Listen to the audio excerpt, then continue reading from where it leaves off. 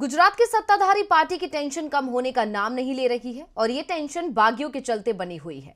तो कितने बागियों के चलते परेशान है बीजेपी आला कमान और कितनी सीटों पर बीजेपी के लिए सिरदर्द बन रहे हैं उसके बागी नेता, आइए जानते हैं इस रिपोर्ट में। गुजरात विधानसभा चुनाव दिन पर दिन दिलचस्प होता जा रहा है। जैसे जैसे मतदान की तारीख नजदीक आ रही है, सभी दलों की धड़कनें बढ़ गई हैं। सभी दल अपनी अपनी जीत का दावा कर रहे हैं और जीत के लिए अपनी अपनी ताकत झोंक रहे हैं।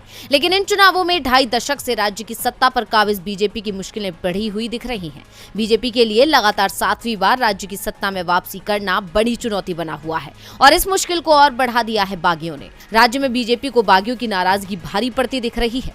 हालांकि पार्टी आलाकमान ने बागियों को मनाने की हर मुमकिन कोशिश की, लेकिन उन्हें सफलता नहीं हासिल हुई है और अब दावा किया जा रहा है कि प्रदेश की कुल 182 सीटों में से 19 सीटों पर बीजेपी उम्मीदवार के खिलाफ पार्टी के नेता ही लड़ रहे हैं।